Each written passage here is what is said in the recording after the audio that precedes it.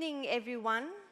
Welcome to the closing plenary of the 18th International Anti-Corruption Conference. My name is Yolan Agimon from South Africa, and I'm honored to be part of Transparency International's Young Journalist Group. I'd now like to invite our plenary for this final session to take to the stage.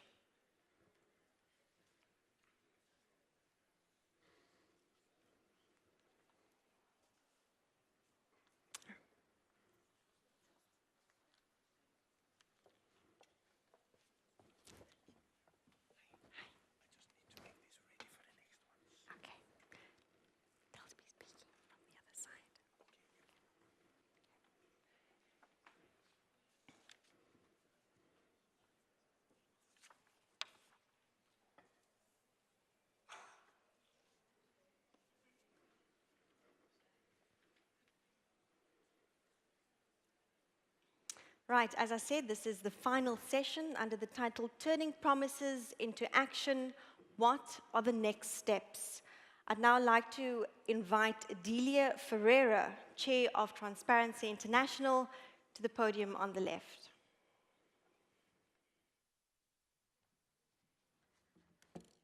Hello, everybody. I hope you have energy at this time. We have plenty, and I'm going just to refer to one thing. I think that we are facing an increase in the threats against the space for civic society, the space for us to work.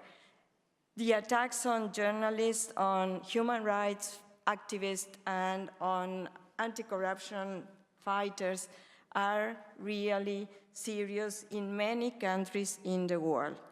We have to respond united to this threat. We have to stop this and to come together to denounce these kinds of attacks. So I invite you, I have just done it, to use, whenever this happens, no matter what kind of organization has been attacked or where or by whom, to make the people alert about this, because what it is at stake here is democracy and our freedoms. So I invite you to use from now on the hashtag #DefenseCivicSpace. Thank you very much.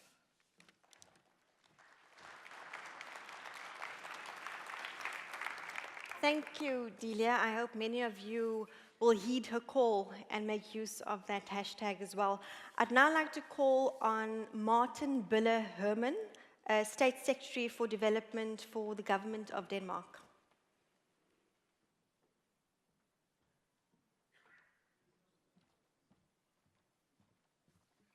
Thank you. That was an impressive brevity, Delia. I'm not sure I can match that, but ladies and gentlemen, colleagues and friends, fighters of corruption.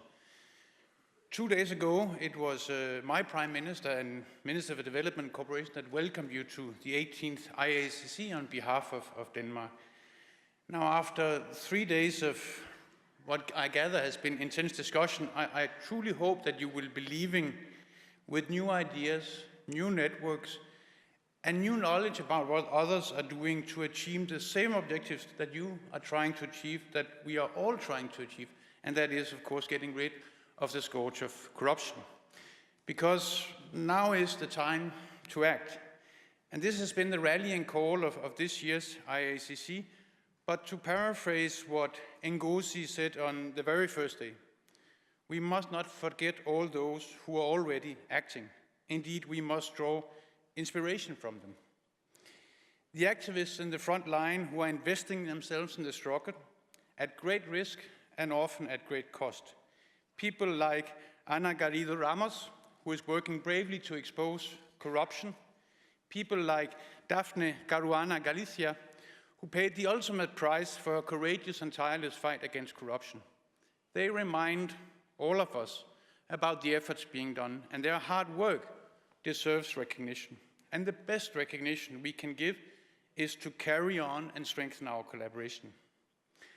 Now, on the first day of the conference, the high-level segment facilitated political discussions between key decision makers, but also afterwards got them out, if you like, of behind the closed doors and into the conference, participating in the conference workshops. Now, the high-level segment was at the IACC for the first time, but not last, I hope, because there is a strong value in combining technical workshops and political discussions. And this is what we need to move forward in the fight against corruption, to discuss challenges, identify solutions, and then commit to action. And to use, if you like, the convening power of the IACC to get all stakeholders to commit to the battle. Now, the high-level segment assembled more than 40 ministers, vice ministers, high-ranking government officials, as well as leaders from international and regional organizations and business leaders. And the idea behind bringing these personalities together was threefold. First, to let them meet, to exchange experiences, challenges, achievements, but also frustrations. And second, to provide them with an opportunity to engage with the international anti-corruption community, all of you, in a number of panels about burning issues in anti-corruption. And third, and this is the more tangible and concrete part of the reason to invite them, to request them both to sign up to a joint statement about a number of issues on which they all agree, and then to submit their own country and organizational statements in which they tell all of us what they intend to do over the coming years to combat corruption at home, what it is they commit to do. But secret commitments, as we all know, are not strong. Transparency is crucial. So the country organizational statements are now available to all of you, to all of us online. And we hope that these statements, these commitments, will be a tool that activists and watchdogs can use to hold governments, organizations, and businesses to account. Now, together with Transparency International, Denmark will support the setting up of a mechanism by which the implementation of the commitments can be tracked, where we can track action. And we hope that this will be in place within the next few months. There are a lot of statements out there. If you hadn't had a chance to have a look yet, let me just tell you a few things about what's in the Danish statement. It promises, among other things, first, intensified efforts to prevent, detect, and control tax evasion and organized economic crime. Secondly, more clarity in political party financing. Thirdly, implementation of a new national strategy to combat money laundering and terrorist financing. Fourthly, continued world-class beneficiary ownership transparency and work in international fora to make beneficial ownership registers more effective and easily accessible. And finally, within my own field of work, if you like, increased support for international anti-corruption efforts in organizations, international NGOs, and the business community. Now, from the Danish side, we are happy to have our commitments and our implementation of these commitments tracked. And I am convinced that the owners of the other statements are likewise. If not, too bad, because now is the time to act. I'm absolutely convinced that the next host, together with Transparency International and the IACC Council, will pull off a high-quality, well-organized and powerful 19th IACC in 2020. And I hope that the high-level segment of the conference that we premiered here 2 days ago will have a second incarnation in 2020. Because that will be the time also to look back at the achievements made in implementing the commitments from Copenhagen. Whether people have actually acted. Now, will they be encouraging or less so? And to launch intentions and commitments for the next couple of years. Exactly the kind of continuity in the anti-corruption work that we have been working for in adding this new element of the IACC series. With this, I would like to, on behalf of Denmark and the Danish government, to wish all of you a safe journey. I hope you will remember the 18th IACC as something that was worth traveling for, something that has given you new momentum and courage.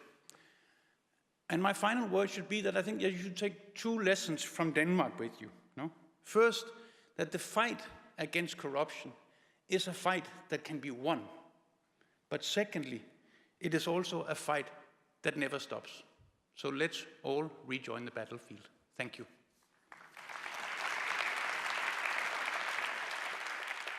Thank you, Martin, and thank you for that snapshot in summarizing some of the key highlights over the past 3 days. I'd now like to call upon Natasha Lynn Felix, Chair of Transparency International Denmark.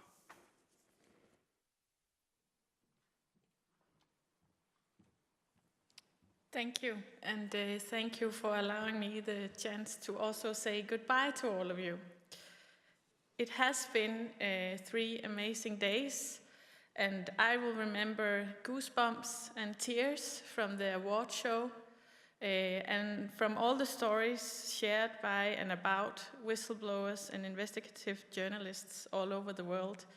And as someone tweeted, they had never experienced a conference that were not about journalism, but that was celebrating journalism so much.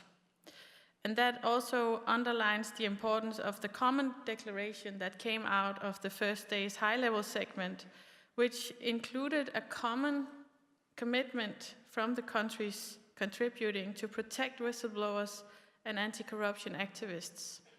I think that is a very strong and very important thing that has come out of these 3 days. And we as civil society actors and activists have to take our own responsibility in keeping them to account to that promise. It's not an easy promise, and it's not made for free. And I think each and every one of us have our responsibility to pick a battle and go all the way with that. The Danish Prime Minister mentioned in his welcoming speech that he looked forward to the Nordic pillar in the program as well, which I, of course, as chair of the Danish chapter, am very proud about as well. He felt that the Nordics had something to contribute to those who were going to listen to it.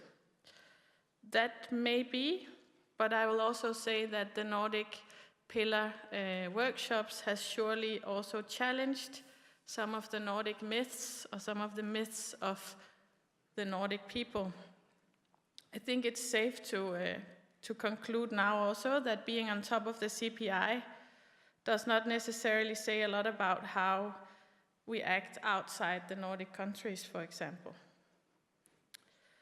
or the role that we take in global corruption schemes. In my opening remark, I expressed strong hope for the new national statement or action plan as I was expecting to see coming out of the first day. I was positive, and I still am positive, because now there is a collected statement about anti-corruption in Denmark, and I will agree with Martin that it has some strong things when it comes to what we'll do outside Denmark, and the commitment in terms of Danish development aid is really strong. However, unfortunately, it disappoints when it comes to the Danish agenda. It does focus on protection of the frontline corruption fighters, and that is really strong, and that is what we will have to be happy about. The next step is hopefully a much stronger anti-corruption strategy for Denmark as well, that also deals with some of the real challenges that we have. Hopefully next time when you come, we can show that off together with the Little Mermaid. I see her sitting holding the National Danish Anti-Corruption Strategy. Thank you all for coming here, and have a safe travel home.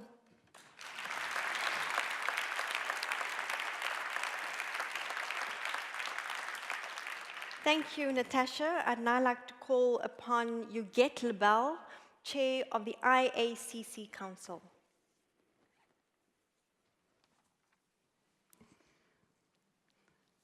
First, let me say a very special thank you to all of you. You put your personal, your professional life on hold in order to be here and participate at this very special conference on a very special issue of our time. We were over 1,600 attending from over 130 countries. That in itself is already a success.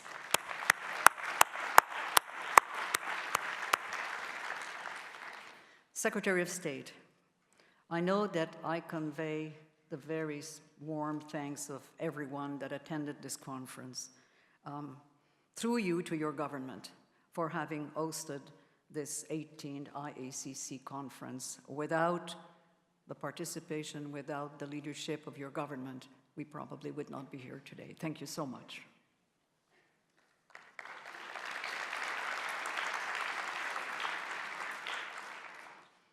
But also the welcome of the people of Denmark, whether it was on the street, in the hotel, in restaurants, has been terrific.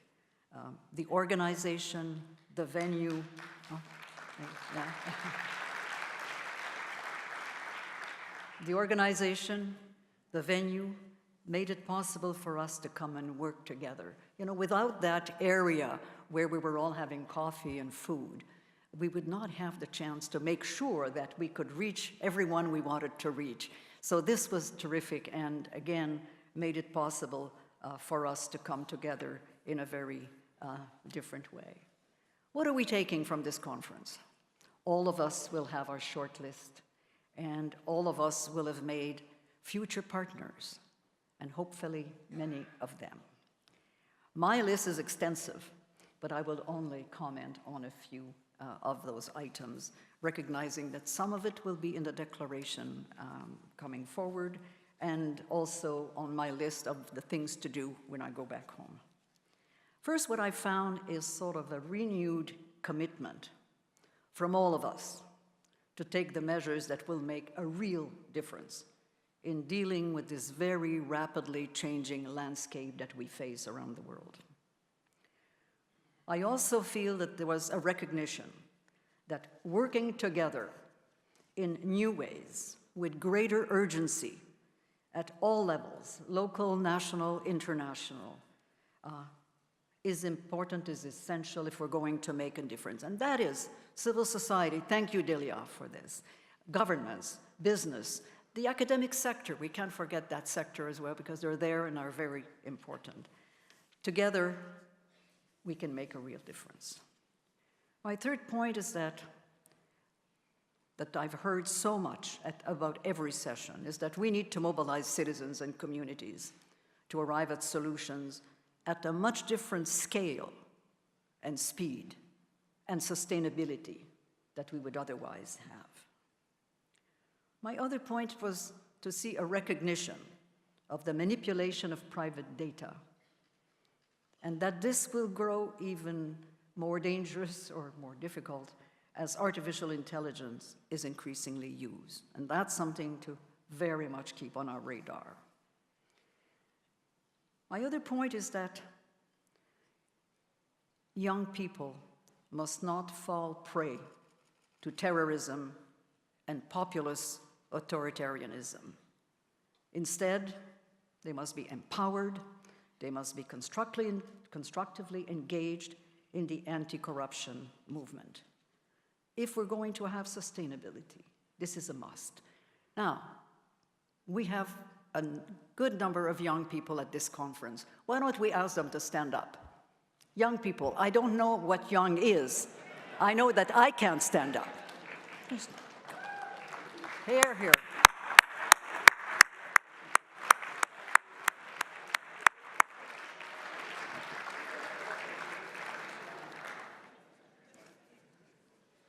And the final point I want to raise on my things to do is that I think we all recognize that fighting corruption is not an end in itself, but that is the fight for social justice, for peace, and for security, and that we're dedicated to work for that.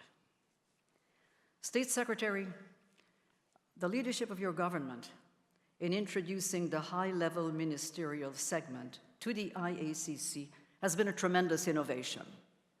And the follow-up leading to our next conference in 2020 is already paving the way for the continuation of this. So thank you so much for having done that.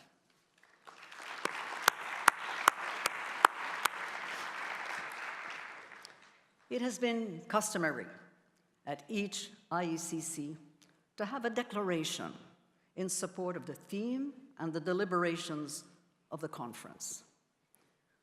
On behalf of the IACC Council, I would like to call on two young persons, Maurice Onyango from Kenya and Faten Jabai from Lebanon, to read this declaration at the other podium.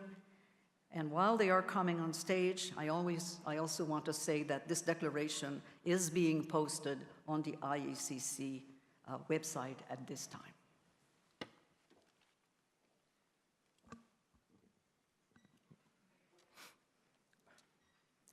The Copenhagen Declaration: stand together for peace, security, and development. The 18th International Anti-Corruption Conference in Copenhagen brought together more than 1,600 delegates from civil society, governments, multilateral agencies, and the private sector from 130 countries. As an anti-corruption movement, we leave this conference stronger, more determined, and more motivated to take action. We are a global force, and we will not be silenced. For 3 days, we have exchanged ideas and experiences. Although there has been progress around the world, we are deeply concerned that the foundations of democracy and the rule of law are under threat in many countries. Today, the world is witnessing the erosion of good governance and sharp increases in human rights violations and violence. The role of civil society is also being impeded by repressive governments. The rise of authoritarianism, the guise of populist regimes, threatens all those who defend social justice, regardless of the country, region, or continent. Regimes steal from their own people, collude with criminals, and twist and distort for law and the truth to serve their own interests. Extremist movements and views and harsh polarization are a result. Across the globe, hundreds of activists, investigative journalists, and whistleblowers are intimidated, attacked, and killed every year simply for doing their jobs, exposing corruption, opposing authoritarianism, and speaking truth to power.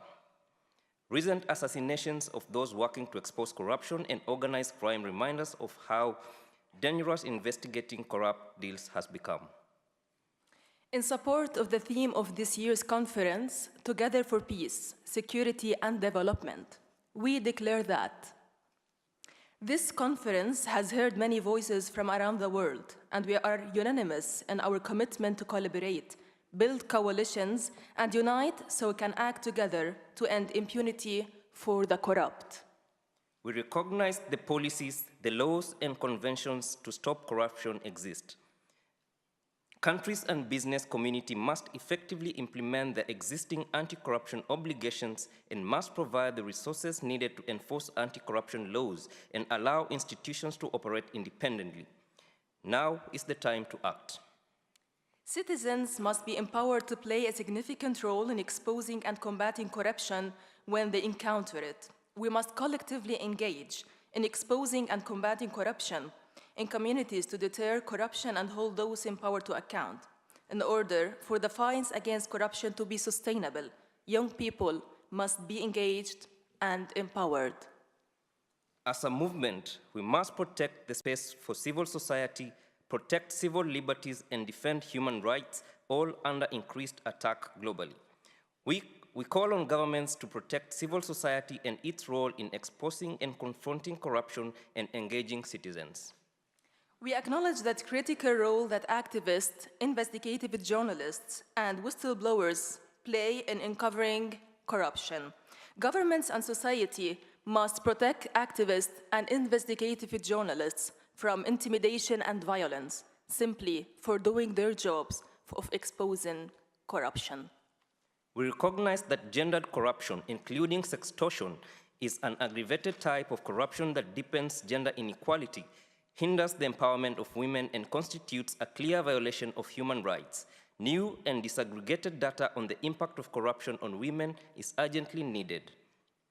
Gender perspectives should be mainstreamed in anti-corruption public policy design, implementation, and monitoring. Money laundering and illicit financial flows fuel environmental crimes, trafficking in drugs, arms, and people. We recommend additional measures to be taken to prevent the laundering of the proceeds of corruption and stem illicit financial flows, and including cross-border collaboration. We have to ensure corrupt individuals cannot behind anonymous companies to stash their ill-gotten fund abroad. The private sector is an increasingly important and active part in the fight against corruption.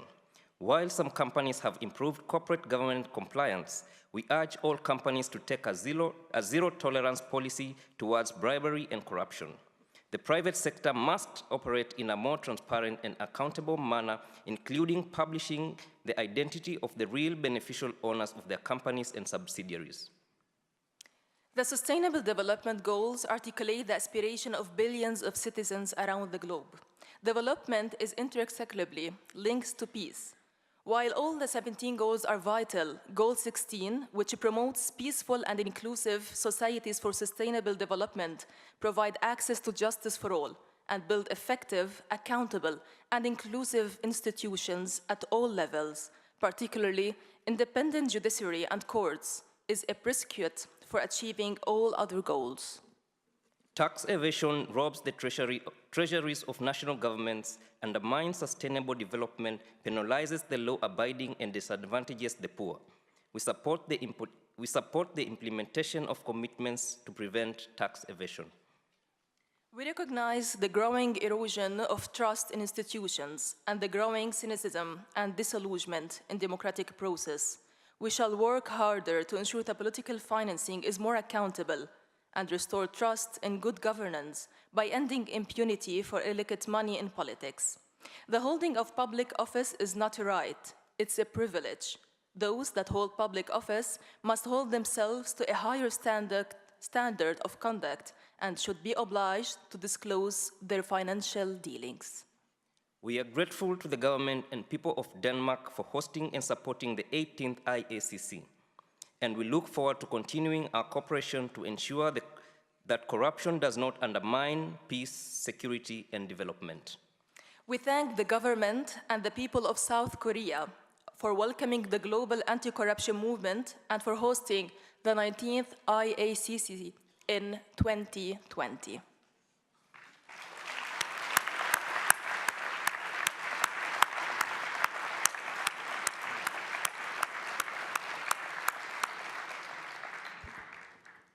Thank you so much to both of you. I take from your applause that you do support this declaration. Yes.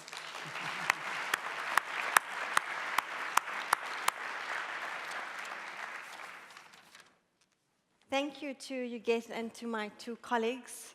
I'd now like to call upon a special guest, Mr. Tae-Eung Kim, Standing Commissioner of the Anti-Corruption and Civil Rights Commission of Korea, to share a special message with us.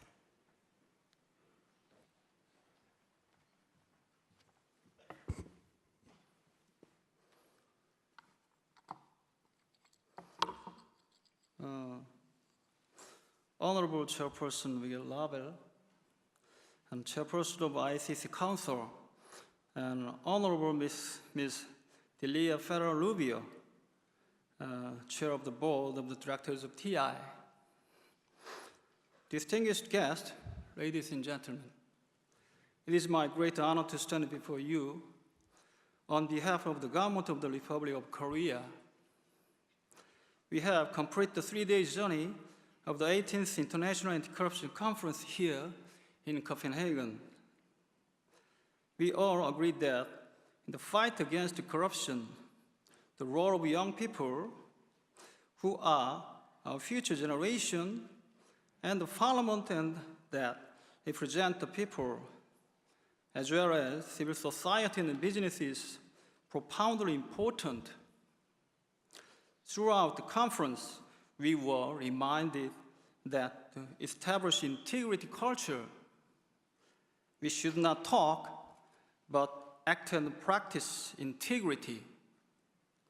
As a host country of the 19th IACC, the Republic of Korea will carry the strong passion that we saw here in Copenhagen for the past 3 days until the next edition of the IACC in Seoul in 2020. The current Korean government Moon Jae-in administration came to power with the strong support from the public who strongly called for more transparent society. So the first priority for the government in all policies has been rooting out corruption. To that end, the government laid the foundation for government-wide anti-corruption reform and built public-private anti-corruption governance. This is to uphold the spirit of the candlelight revolution, which changed the nation into a more transparent one, peaceful through citizen participation. The government institutionalized citizen participation in the overall process of formulation, monitoring, and assessment of government policies and accelerate anti-corruption drive. The IACC is one of the world's biggest anti-corruption forums, bringing together governments, civil society, and the media in the world to share their values and vision, as well as experience and know-hows. It is meaningful that the 19th IACC is held in Seoul, Korea, because it is the country whose government and the civil society overcame a political crisis together and are now closely cooperating for a corruption-free nation. I hope in 2020, in Seoul, the spirit of the candlelight revolution of Korea could be shared with the global community. I'm looking forward to meeting you all in Seoul in 2020. Thank you very much.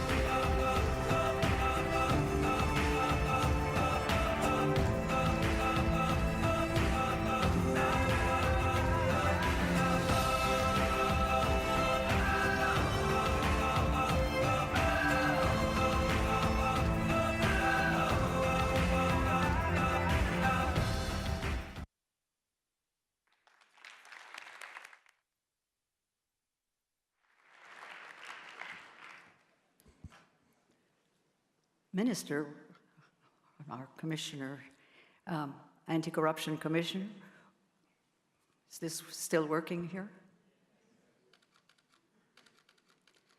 We're supposed to go to South Korea to work.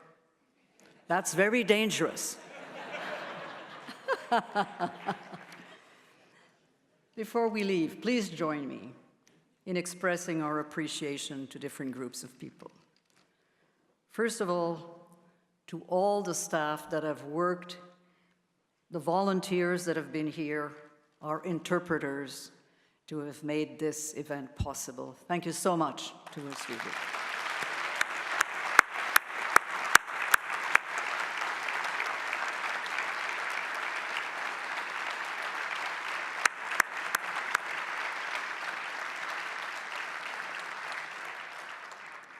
And a very special thank you to Roberto, and we always all just call him Roberto, not even by his family name, Perez Rocha, who heads our secretariat of the IACC, and to Paula O'Malley and Vivian Chen, who for the last 2 years have been working with the Denmark government to make this happen.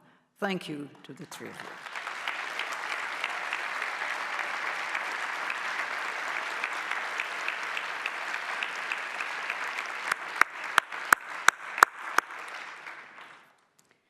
And Delia, Transparency International has been a tremendous support.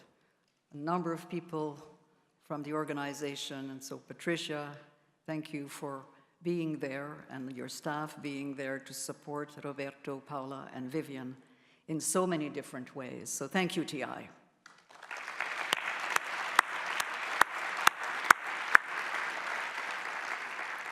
And Natasha, our chapter has also played a very central role, and we want to express our appreciation to you as well and the people.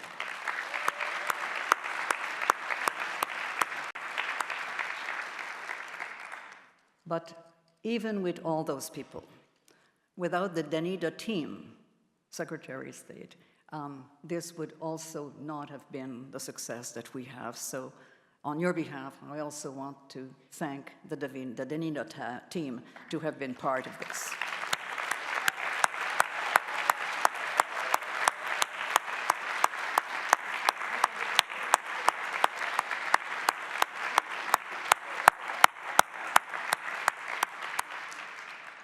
You thought there was 1,000 of them, huh?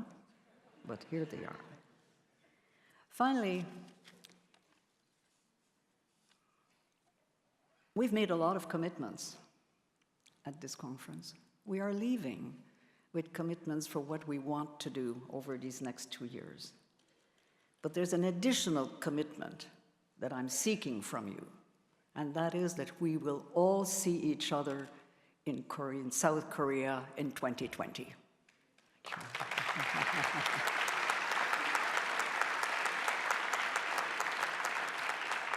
Have a safe journey back home, but you're not capable of leaving before going to our reception. Thank you again for being here.